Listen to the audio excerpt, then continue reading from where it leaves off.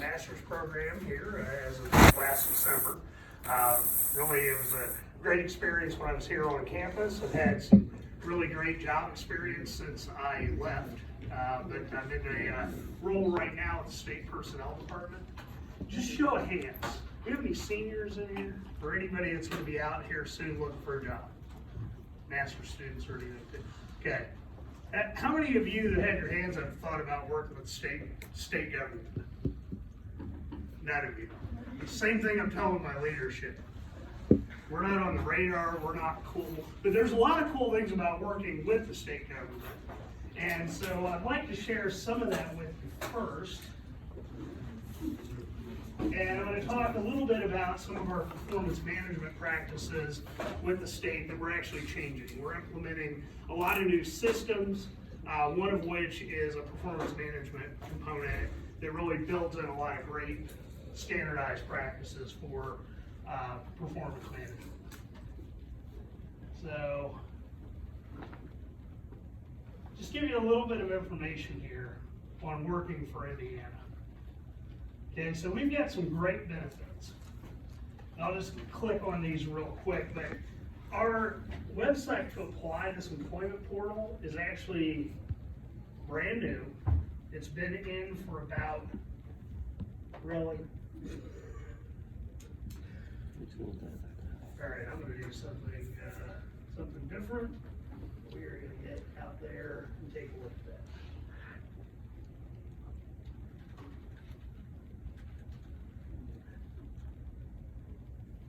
It's a pretty easy website to find. It's workforindiana.in.gov. This has got all of our positions out here. We've made it really easy to find things. How many here might be looking for a human resources position in the next few years? Okay? So pretty easy here. You can just type in human resources. And all of the human resource related jobs are out there. You may have to filter through some of these. There's some filters you can use to help out with that and find those positions. Also, there's some internship positions that are available through the governor's internship program. Anybody looking for an internship? Hands up high. Internship. Have you applied for anything yet? No, I'm on LinkedIn. Okay. Well, we have some opportunities over in Indy.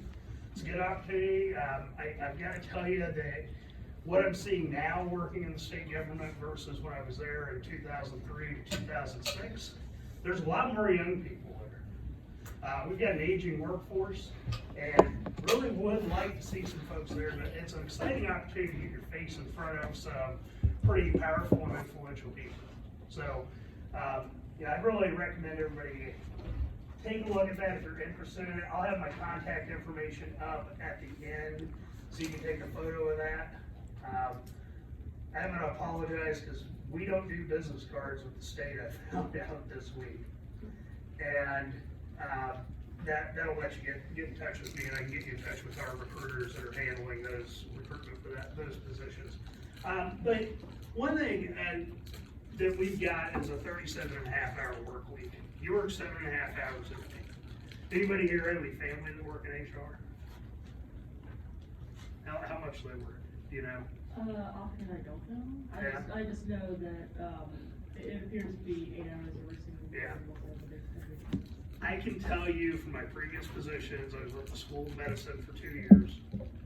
I was with Butler University for 2 years after that before coming into my current position where I've been for about a year. Got my 1-year anniversary next week. I put in about 50 hours a week on a regular basis in those jobs. IU was a little better, Butler was a little more challenging. We didn't have quite as many resources. If you get a job that's in a cool industry, that's in a cool company, you're going to work. You are going to be working a lot. If you're in talent acquisition as a recruiter, you're going to be working a lot. The state of Indiana offers you an opportunity to come in and work for an organization that really does a great job of making sure that we maintain work-life balance. Another thing that we've got, and hopefully my link will work here, is we've got a ton of holidays. And so you can see here for 2020, So we have a lot of holidays lined up. Our next one's gonna be Good Friday. I've not worked anywhere where I get Good Friday off other than state government. We get election days off, so that we can go participate in that election. Month of November, we've got 4 days off in the month of November. One of the things I think is great about being a state employee in the month of November, because of the holidays we have, you only work 1 full week in that month. So, just a couple things to keep in mind. I know that we're lacking in some of the neat stuff like a Salesforce or an Amazon might have. I've got a twin brother. He's an engineer, operations manager with Amazon. Cool job. Guess what happens when I go on vacation with my brother? He's on his email constantly. His facilities around the country are 24 hours a day. There's HR jobs at Amazon. Great place to work, and I recommend you take a look at it if you're interested. But you may be working a second or third shift job. With the state, I can guarantee you're gonna be working first shift hours. So if you're somebody who's from Indiana or you like being in Indiana, it's a good place to be because you'll be near friends, family, and you'll have time to spend with those folks. So just a little pitch there. I wanted to make sure you guys know that that's out there. So I was going to talk about performance management.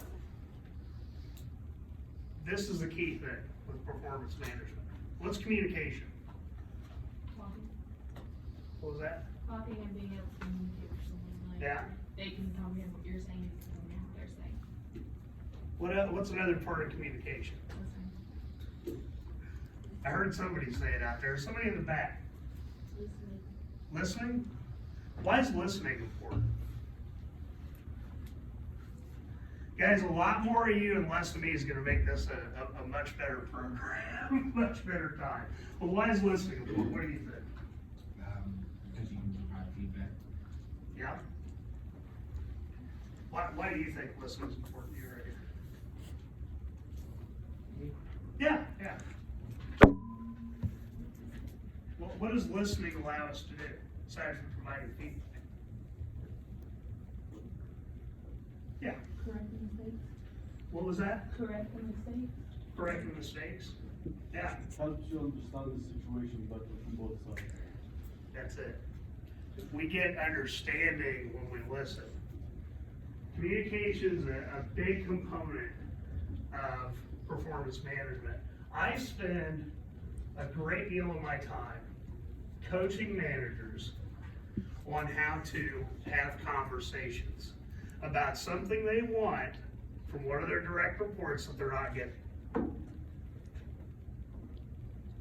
So one of the things as you all enter that workforce, you're gonna be doing is, as you rise in your HR career, you're gonna enter into a job where you're probably gonna be doing a lot of things.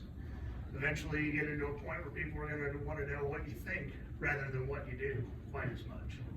And that's where I'm at right now, where I'm coaching managers on how to have these conversations with staff. One of the things that's important with performance management, though, that's changing in our work environment, we used to just have an annual performance review. That's when we talked about performance. Everybody dreaded it. The leadership hated having to fill out the review. The staff members are pacing the floor, pulling out their hair, worried about what they're going to hear. Like, gosh, I hope I get positive feedback on this. And if they don't, boy, that can lead to turnover pretty quickly if they weren't expecting it. So we have talks about performance regularly.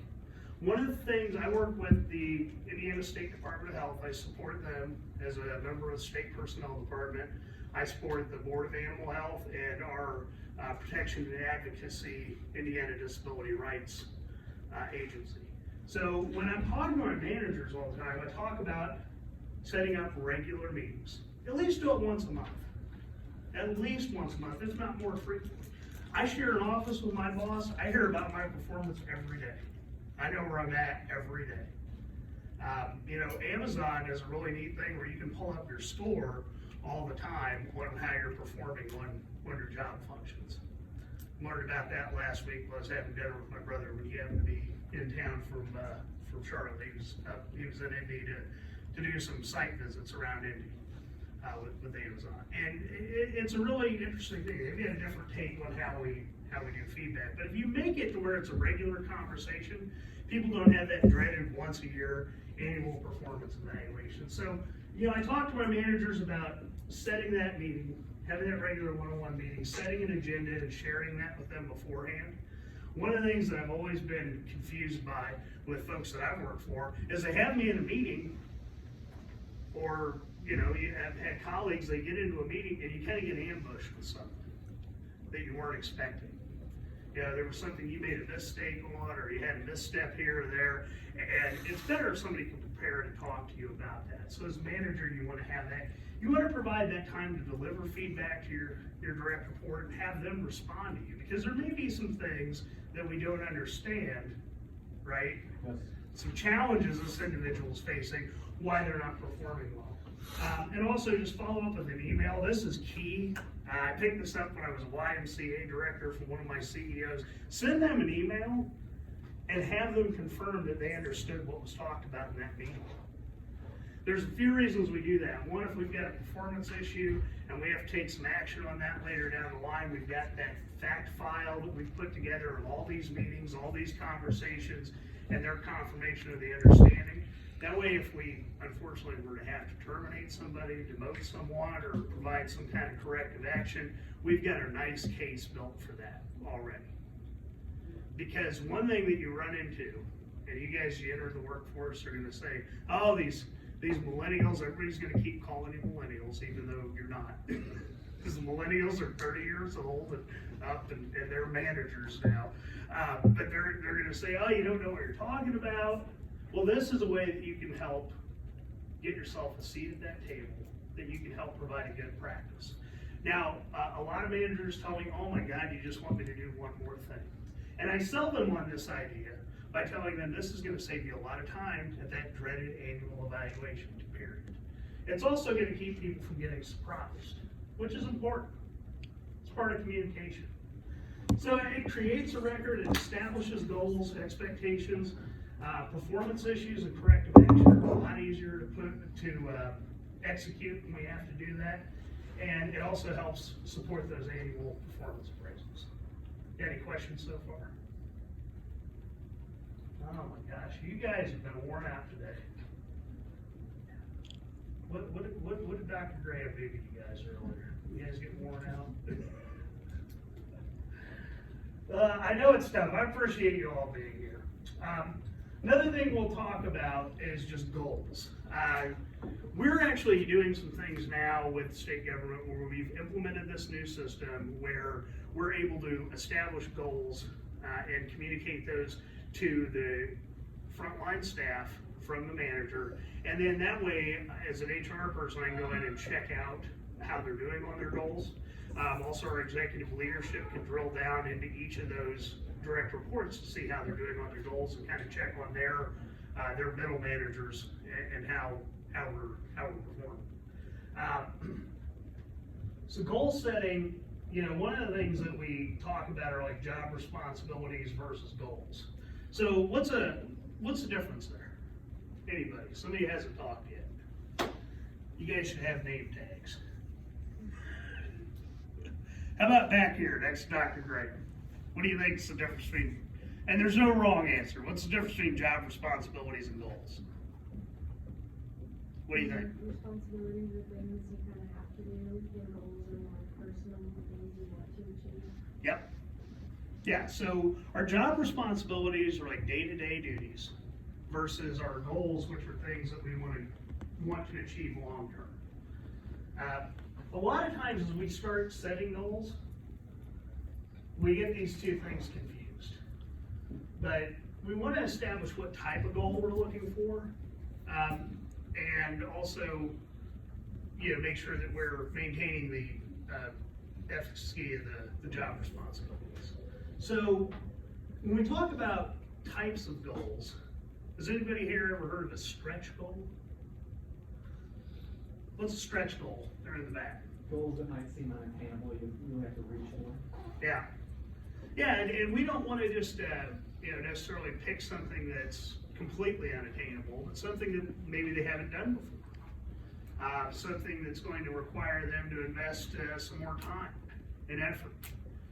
Maybe growing into a skill set, growing into a role. Those stretch goals can be really important. Anybody here familiar with SMART goals? Got some hands up there. What's a SMART goal, anybody? How about our president over here? It's specific, measurable, attainable or achievable, I forget the R. And then it's time bound. The R is reasonable or like Reasonable, relevant. relevant, there you go. Yeah. What does that mean? What do we get out of a SMART goal?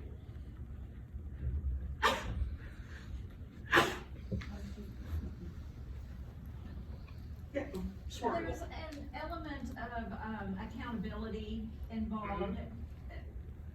So like like an ongoing example might be maybe you're gonna lose weight. Okay, that's like every year, Mhm. you know, you say you're gonna do that, but maybe that's your goal, but it never really happens. But if you pay, if it's specific, if you pay membership or you hire a personal trainer, then that Mhm. makes you accountable, and they say, okay, by, the middle of, the start of this exercise program, January 1st, and this is what you're gonna do, and you're gonna change your diet, and then after, by January 21st, you will have established some, habits, and then. That's good, but I think we're missing one piece of your example. What's our specific goal? Is losing weight specific? That could be a pound, that could be 100 pounds. I'm definitely somebody in that category that I could lose some weight, right? But what does that look like? So when we define, I'm gonna have a specific goal, I'm gonna lose 20 pounds over the next 4 months. So that's specific, it's measurable, it's time bound because I've given myself an amount of time to do that. It's achievable, or should be, if someone makes the time to do that. And it's relevant because it's, for your personal health. I mean, it's something that's a relevant goal. So that could certainly be a SMART goal. Anybody else have an example of a SMART goal?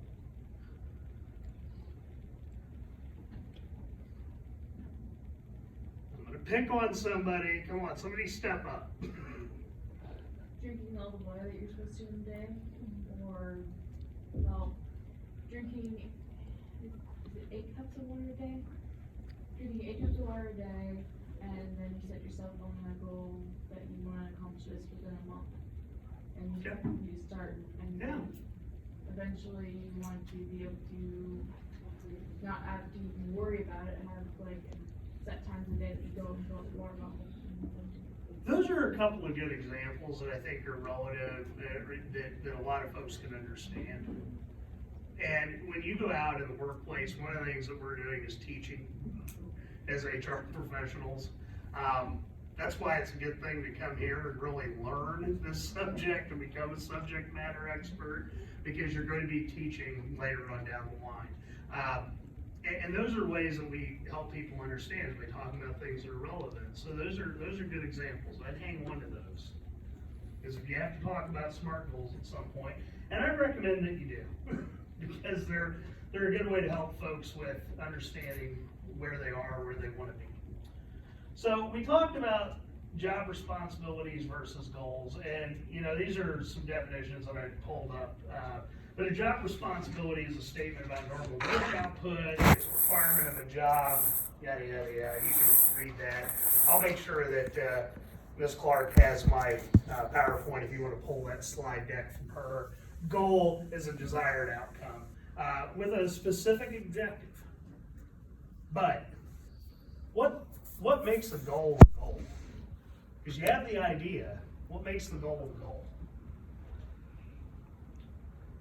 What's that? Setting steps to get there.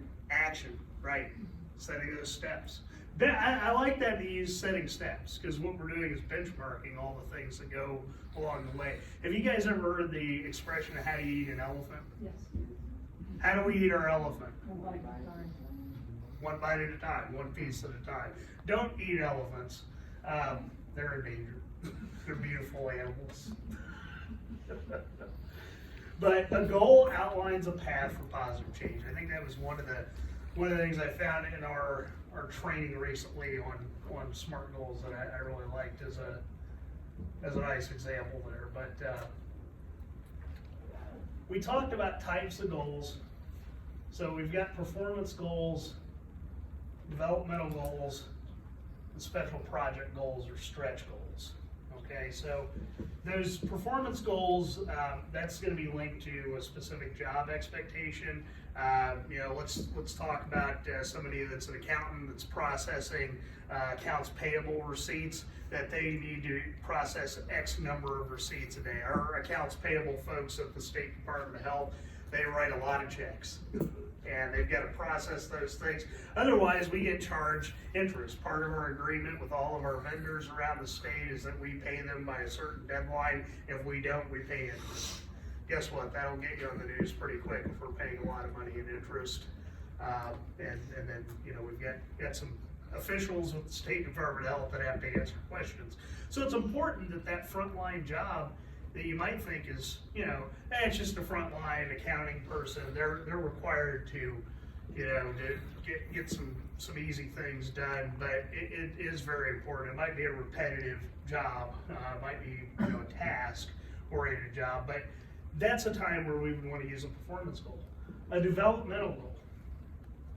Can somebody give me an example of a developmental goal?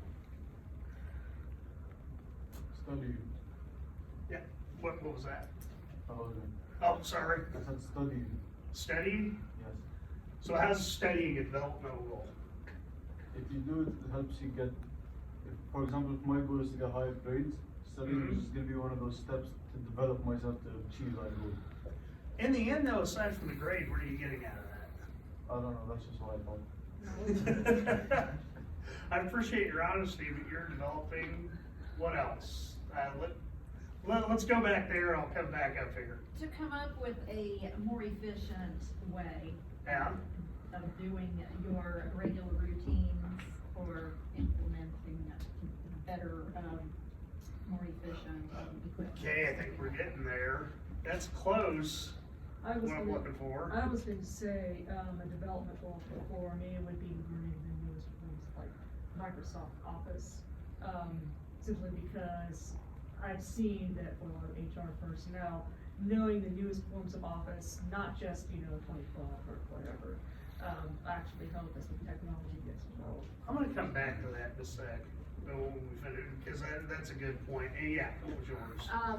Knowledge, skills, and abilities, it helps you improve. That's right where I was looking at, because that's where we're looking to develop. That's what she's talking about here, right? Where you want to develop your knowledge, skills, and ability. I will tell you, in the workplace, you can chuck a lot of the stuff with Word out the window, because it's something you use to produce a document.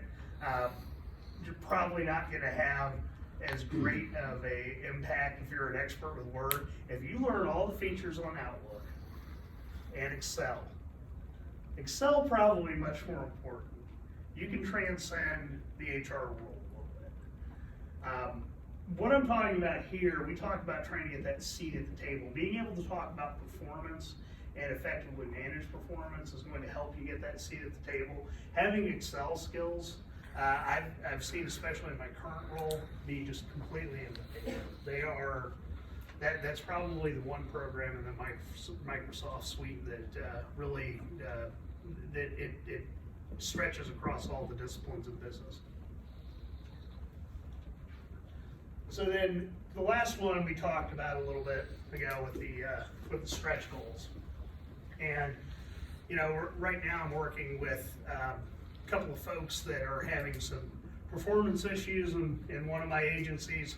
And one of the things we're trying to do is develop some stretch goals for them, because they've been in their roles for 2 to 5 years, and the managers that lead their agencies haven't seen the growth out of those individuals that we want to see. So a stretch goal can be a good time to help somebody not just grow, but also to maybe somebody who's stagnated a little bit with their development, to help get that kick started for them again.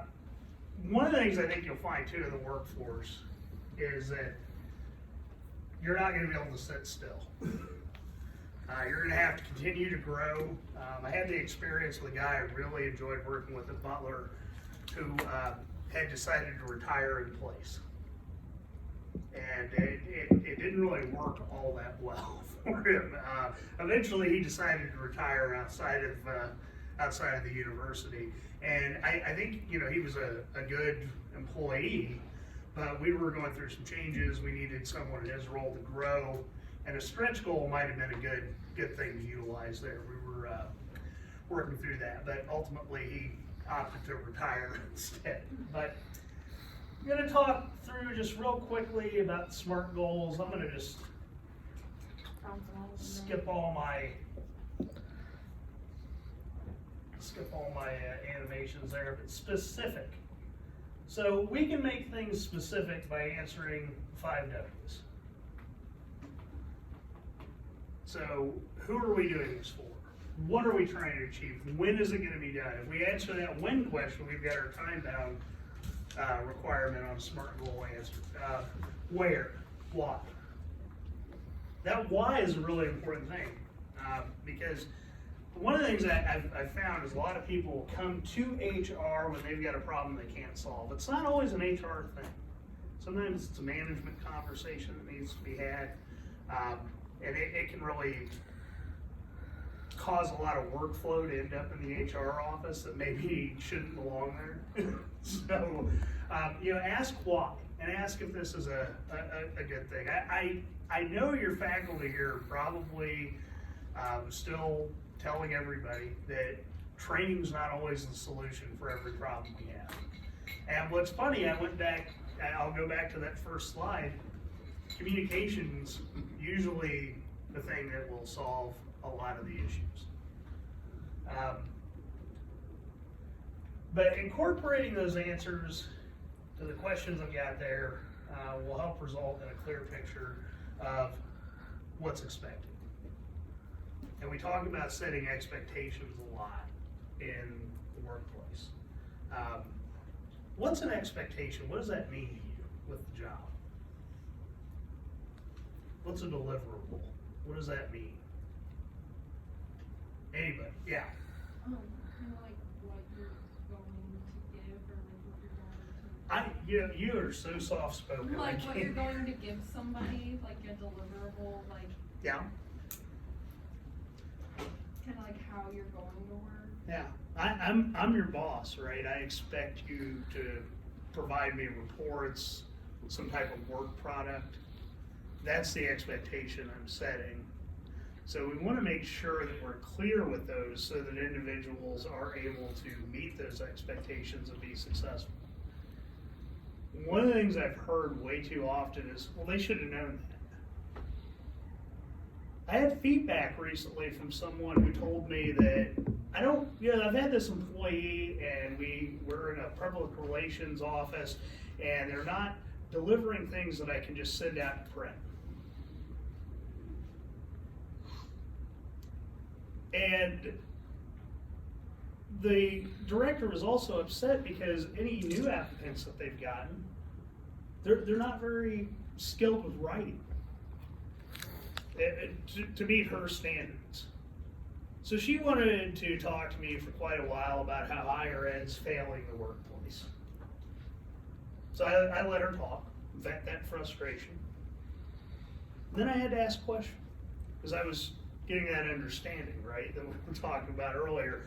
I had to ask a question, have you thought about getting your new hires into some programs to help them improve their writing skills? So we can help them meet that expectation and provide those deliverables that would be satisfactory. I've got a little pushback on that, but over the last month, started to get some buy-in on that.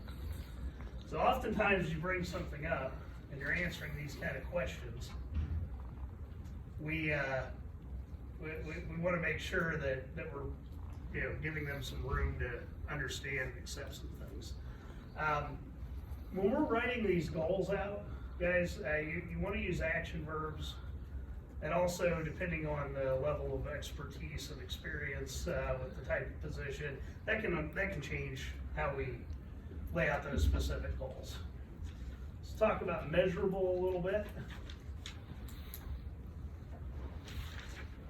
So we discussed that with the weight loss and with drinking water. We can see how many pounds we lost in a period of time. We can measure how much water we drank in a day and see how that relates to how we've done over a month's time.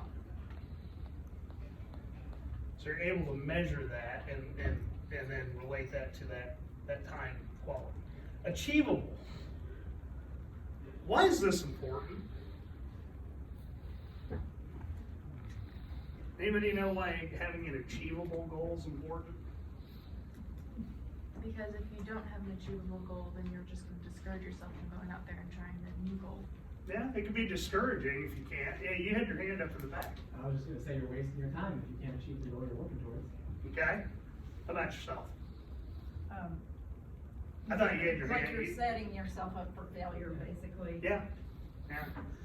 I could, yeah. I was just gonna say that you aren't being as like productive as you could be in your position or like towards your goal if it's not achievable, you're just continuing to work for no purpose. I had the experience, I worked for one YMCA organization. I took a little break for a few years and moved out to Southern California and worked for the YMCA, took a little HR break. Came back to HR after that experience. But I worked for one CEO that I didn't realize this when I got there. In the years prior to me arriving and working for her for 3 years, we were $100,000 in the red every year. So that by the time I left, even though I had started up programming that was bringing in well over 6 figures of revenue each year, we still weren't out of this hole. We had over $1 million in liability that I was completely unaware of. And for some reason, she pushed all of us so hard to overcome this debt that they'd incurred and this deficit that we'd incurred over the years prior to overcome this. And no matter how many programs that I put together, because my colleagues were in areas that were not supportive of what we were trying to provide, we could never have done it. And unfortunately, that association got overtaken by another association that I worked for out there, and they're financially healthy by doing some retrenching and selling off some facilities. But I was given a goal, not really understanding what the problem was, and then our organization was given a goal that just wasn't really achievable. The market didn't allow us to get there, and this was at the height of, I know 2008 is probably ancient history for a lot of folks here, but I lived through it. and in an area where I saw a lot of homes being foreclosed on and saw the market we were in really tighten up. You know, folks felt like they needed to feed their families and stay in their homes rather than buy Y memberships and get swim lessons. So it was a really tough time. So we were given a goal, it wasn't really achievable. Guess what? All those folks that I worked with in that association, none of them work for the Y anymore. The CEO retired, my colleagues, they've all moved on to other things. I came back to what I knew, what I was most successful in. You know, in another environment, I might have had a different outcome there. But you want to think about a goal when we talk about a goal that's achievable, it should be able to be articulated. They should be able, the person you're giving that goal to should be able to explain that. You should be able to explain what your goal is, kind of like the weight loss here. We can talk about that. You know, consider how much control they have over the outcome with that goal. You know, does the work environment support it? Yeah, if you've asked somebody to drill in screws on a deck, and you give them a hammer, have you given them the right tool? My dad always had that up in his office. He's an engineer at GE for 20-something, or almost 30-something years, and that was a photo he had up in his desk where it had a bent wood screw and a hammer in a guy's hand. And it had the right tool for the right job. So think about that. Ensure those goals are considered in the context of the total set of goals that you're giving that individual. That's another thing to think about with it being achievable. It doesn't make much sense to give somebody a goal that's going to be counterproductive to their overall goals or performance, to the needs of the organization. I think, who was it said set up to fail? Yeah, and that's certainly a good expression with a lot of management practices. So I want to talk about relevant. Sorry, I keep overshooting myself here. Relevant goals. Why is it important for the goal to be relevant? I know we talked about this just a minute ago, but what's a good example of it? Somebody that hasn't talked. Wake up. Somebody that hasn't talked. I'm going to come down and sit down next to you if somebody doesn't speak up. Anybody? Sir, why do we want a goal to be relevant? What do you think?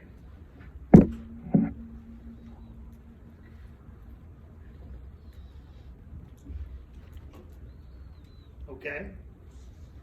Well, let's think about why that is. Why do you think a goal ought to be relevant? I caught you mid-sit. Yeah, I think a goal should be relevant, so you can achieve it. I mean, if it's not relevant, then it's like the same thing. Like, what's the point of doing it? Yeah.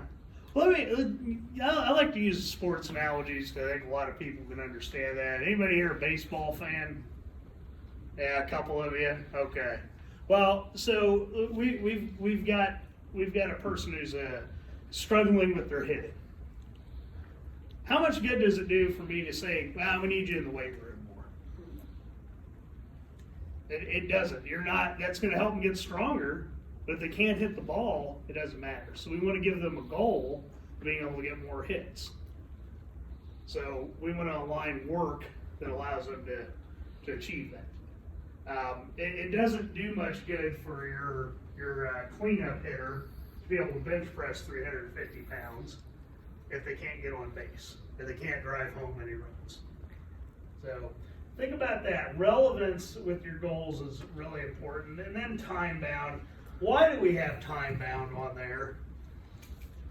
Anybody who shouted out, this one's pretty easy. You'll never do it if there's not a deadline and Yeah. something to, Kind of sounds like my major project course for my master's. So I'll just share my own personal example with this. Something that was a lot of frustration. I actually completed all my coursework here in I guess it was 2013. I got a job offer from Purdue. I went up there, so I was up at Purdue for a year and a half. I thought, oh, it'll be fine. I'll get my major project done. I'd done a lot of the research on it already. I collected data. Just had this paper to write up for Dr. Foster. Anybody here go to school full-time or even part-time and work full-time? Anybody do that? You do? No? Those people are superheroes. I'm talented, I'm smart, I'm not, it was hard finishing it up. And even finding the time. And what really happened for me was I got into other jobs that required me to work more. So Purdue, I was a talent acquisition assistant.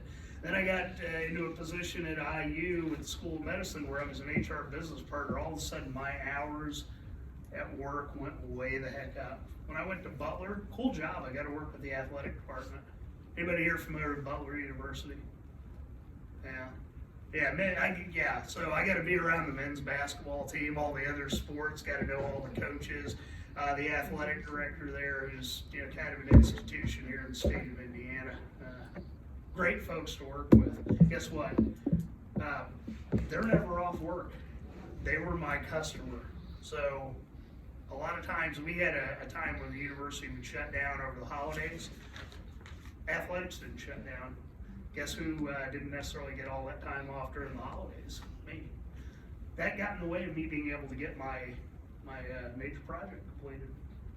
So I really had to dial in. I had to give myself a time-bound goal the university kind of helped me with that because I was about to lose some credits, things, and have to pay for some courses that I'd already gotten with my assistantship. And I really felt the sense of responsibility with the assistantship too, because here it was, I'd gotten all this great stuff, but I didn't have a deadline, really.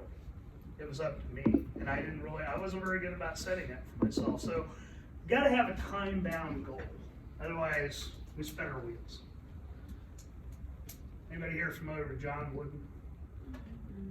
Former UCLA coach. He's from Martinsville, Indiana. And he was actually a basketball coach here before he went to UCLA. UCLA hired him away from ISU. He had a great expression. Don't mistake activity for accomplishment. Now, so what does that mean? Don't mistake activity for accomplishment. Like just because you're doing something doesn't mean like you're technically like progressing towards your goal. Mm-hmm. Yeah, I think you see that a lot in the basketball game. I don't get to watch as many of the Sycamore games as I used to when I lived here in Terre Haute. Kind of disappointed about that. But you can see that once in a while. You have a young guy, young lady out there on the court. They're dribbling all around, but they're losing the game. They're not making baskets. They're turning the ball over. The other team's outscoring. Yeah, that's activity. But what are we accomplishing? I think we can look at our political arena right now. If you want to talk about a lot of activity without accomplishment, our federal government does a great job of a lot of activity. We're not getting a lot of things accomplished these days. So think about that when we talk about time bound.